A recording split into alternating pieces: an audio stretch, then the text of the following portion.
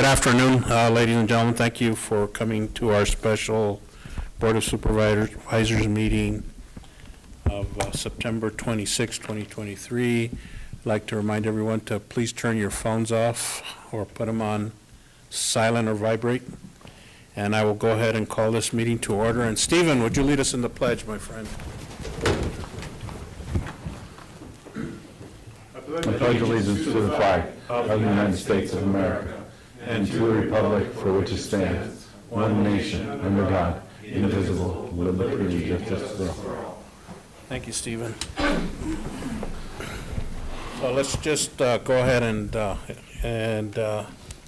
we'll go to item B, executive session. Chair will entertain a motion to recess regular session and convene into executive session pursuant to ARS 38-431-03A3, discussion and consultation for legal advice regarding the post-Title 42 emergency declaration and authorities to respond to the street releases of migrants. So moved. Second. Discussion, hearing none, all in favor signify by saying aye. Aye.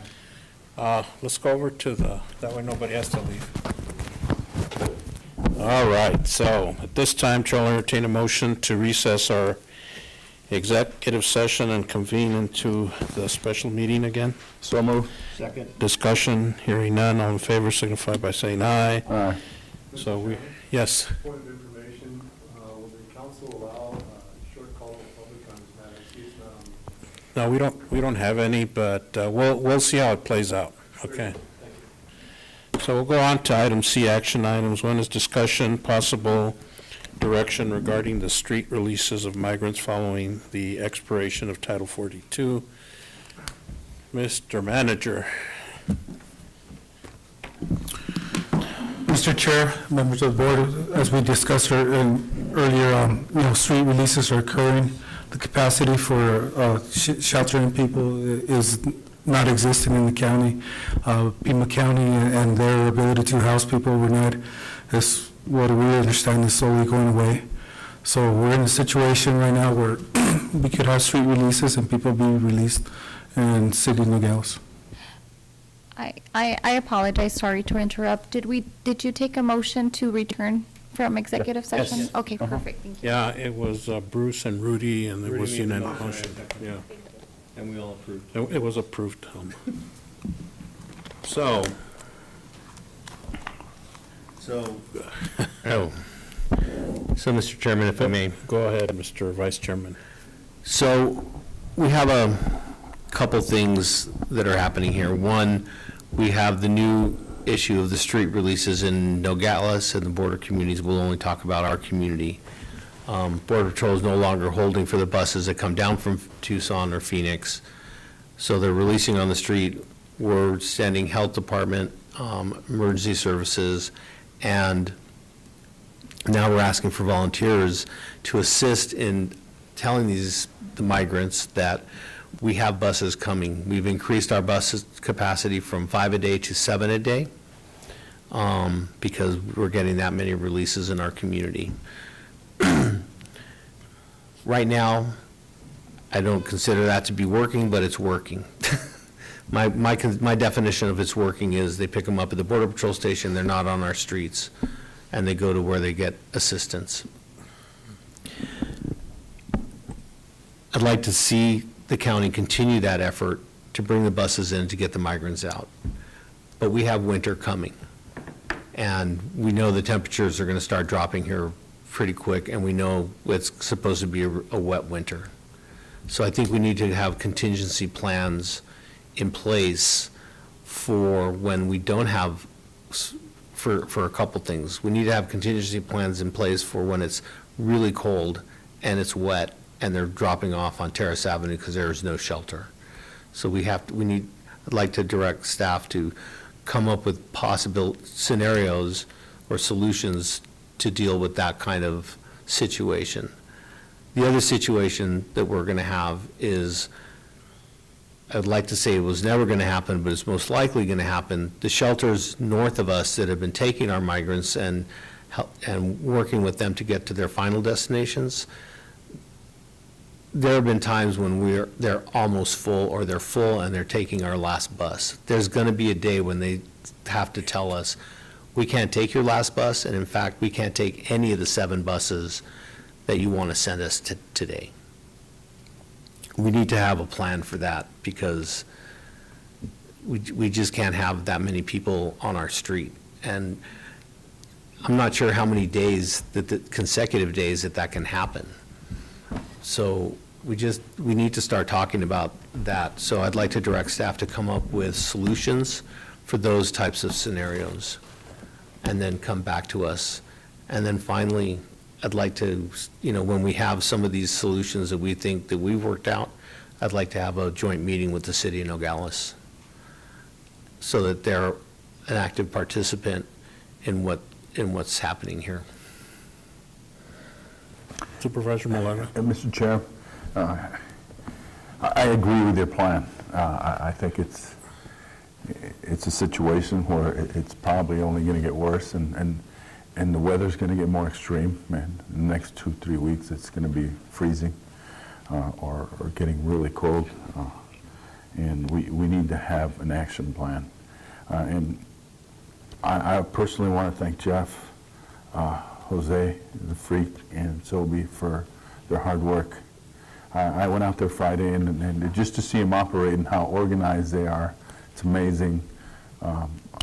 What a nice operation they're running. And I really appreciate what you guys are doing, and your staff. I agree with the comments Supervisor Bracken made. I think we do have to have contingency plans, a plan B, a plan C, and to move forward. So Those are my comments. I guess I should have made my comments in regard of a motion, or maybe we were still discussing. Well, I think it's under discussion, and you kind of have given direction. So I don't think that we need to have a motion. We're just directing at this point. Or do you want us to have a motion? I think you're right. Right. So, so it's understood that staff is going to do that. The one thing that concerns me, though, right now is, as I mentioned earlier, we had $230,000 that was assigned to us through Pima County, and that money's being eaten up with the amount of buses that are going. So it doesn't allow for a lot of leeway. I know, as both my colleagues have stated, I know that you need to have a plan, but you also need to reach out to ADEMA, the Arizona Department of Emergency Management, as well, to see what facilities they have down here that in case we need to use them vis-a-vis the National Guard. And also, along with your plan, maybe have some kind of cost estimates of what we're looking at, because if they can't house them, and where you have single males, you have families, you have single females, some of the concerns that were shared about unaccompanied minors with some families that probably don't look like they're related to the family, but we can't intervene because they say it's their kids. Some of those things are worrisome to us. And also, as you begin to, and I'm glad as far as the volunteers that have been calling in, how you intend to have a little training with them of what they do, and basically for the public's information, the Health Department and Emergency Services has a list of the people that were released. When the buses come, they line them up 5 at a time. They verify the name on their little bracelet along with that before they allow them to get on the bus. A lot of French speakers, from what I understand, and so there's a few little placards that they have that says they're here, there's a bus coming, and not much more than that. And I know Red Cross has sent, at least today I saw 1 volunteer, and I don't know if there are 2, but it's frustrating for our staff that, they come in, no warning, they drop them off and they take off, and so we're very concerned. So I hope, I don't know if that's, I think it's clear enough, Jeff, where you can do that and then bring that plan as the vice chairman and have a joint meeting and see, what assistance we can get from our good friends at the city. Bruce? I do want to clarify, we are getting warning. It could be 5 minutes, so we need a longer lead time to notify our emergency services that a bus or a van is leaving the Border Patrol facility, so that we can be down there to at least be there to hand them the piece of paper that says, this is where you are, this is what we can do for you. Those things are important, rather than, we get there 10 minutes later and they're gone in the wind. Well, and it's just like, Selby told us, they were rounding up a couple of people, there were 40 people, and when she turned around, there was only 5 left or so. We don't know where they wander off to, and she's not going to be going out, as she says, if a person has a backpack, are you a migrant? I don't think that's her job, but those are some of the things that our staff has to deal with. That's the reality of this broken immigration system that we have. And, when there's no funding attached to it, and as I say, my concern is that we've got this, potential shutdown of the federal government. How is that going to impact everything here? And they're looking September 30th, and I'm following that very closely, because there are certain members that want certain things in there and some others don't, and by the time they're finished trying to work it out, my hope is that they can come to some kind of agreement, and it would probably only be like a 30-day continuing resolution from what I understand. So there's still a lot of things that are yet to happen over there, but that doesn't diminish the issue that we have down here and what we need to do to not just protect the migrants, but also the citizens of our community. We don't know what they've been exposed to. We can't do that. The Border Patrol holds them for a few hours or whatever. They process them, they release them, then we don't know what goes on. So, any other comments, gentlemen? No, sir. Yeah, and I think it's important also for us to know how much staff time is being spent on this, and we need to track that, and I thought that was a great suggestion that came out. So we just need you to, develop the contingency plans, track your staff time, which is, I'm sure, is a very easy thing for you to do. And let's just try to come up with a solution for these things that we think are going to be coming up, and bring them back to us when you're ready. We'll have another special meeting. We can discuss what you've put together, and when the time's right, we get together with the city of Nogales, because we really do need working partnership with this. We need additional support. Absolutely. Great. Any other comments? Go ahead. Have we contacted the city?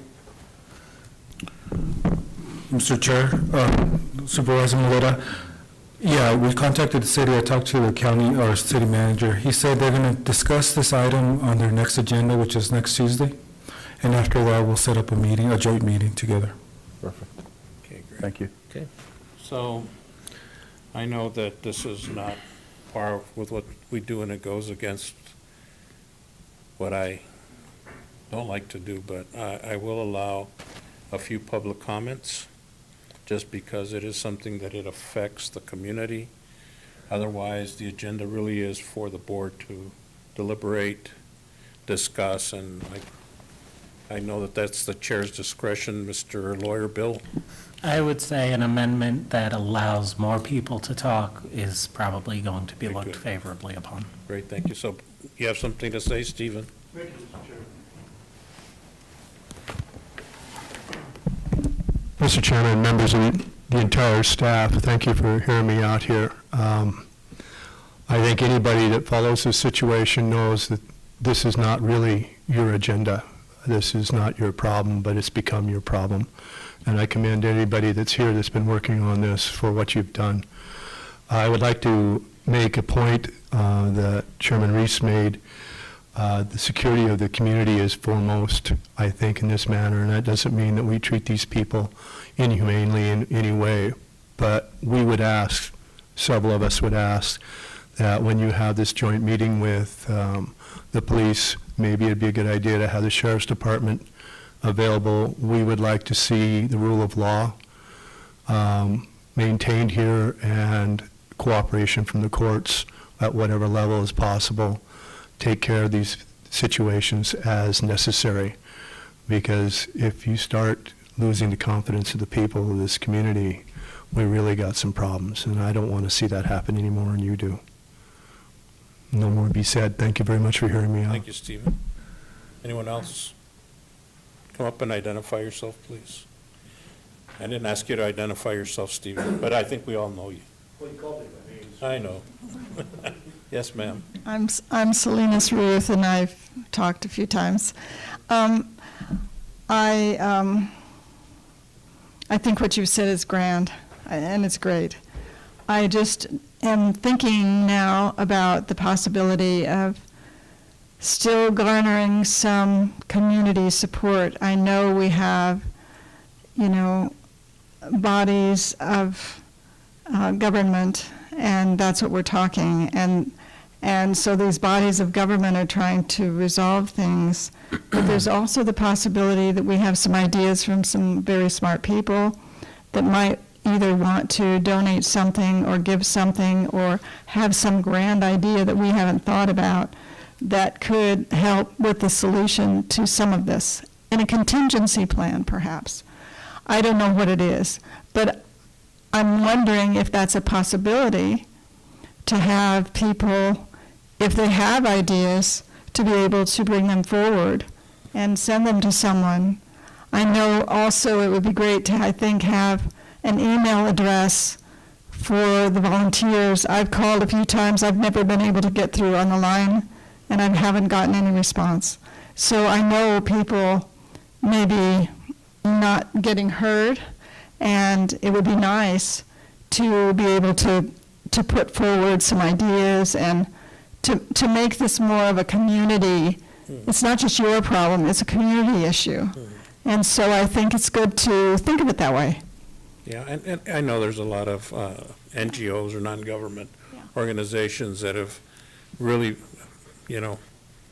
picked up the slack, especially in Tucson and Maricopa County. But I know that there has been at least a dozen people that have contacted the health department that want to volunteer. If you want to get an email address, you can, these 4 people here, you can do that. And anything that your organization can do to help certainly will be welcomed. Anyone else? Mr. Manager, I'm going to comment. We had a system in place for volunteers during the COVID vaccination. Are we using those protocols right now for this also?